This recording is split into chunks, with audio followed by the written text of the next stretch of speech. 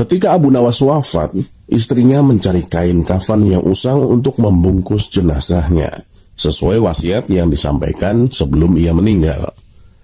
Lalu sesaat setelah Abu Nawas dikuburkan, ruh yang masih berada di dalam tubuhnya didatangi malaikat Mungkar dan Nakir.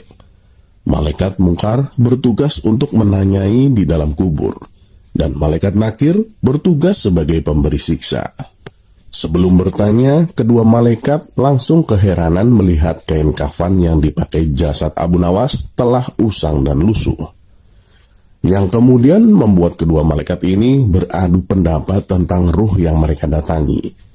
Salah satu malaikat yakin ini bukanlah mayat baru, dan berkata jika ini jenazah baru seharusnya kain kafannya masih bagus. Namun yang satu lagi meragukannya, karena lubang kubur ini seharusnya diisi mayat yang baru. Setelah malaikat berdebat cukup lama, Mungkar dan Nakir memutuskan tetap menanyai ruh Abu Nawas yang mereka ragukan. Malaikat berkata, "Siapa Tuhanmu?" Namun dengan santainya Abu Nawas menjawab, "Apakah kalian berdua tidak salah alamat? Lihatlah, kain kafanku ini sudah usang. Berarti aku ini penghuni lama."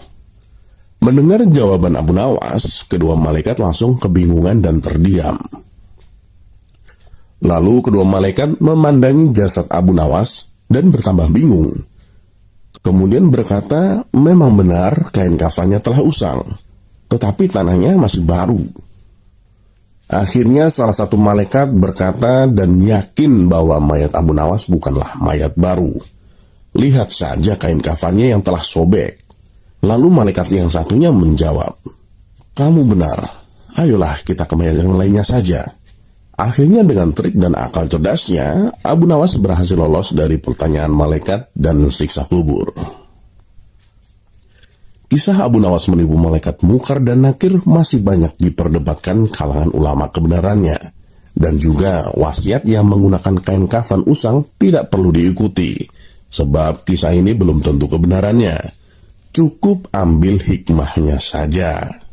Semoga Allah Subhanahu wa Ta'ala menjadikan kita sebagai orang-orang yang mendapatkan husnul khotimah di akhir hayat kelak.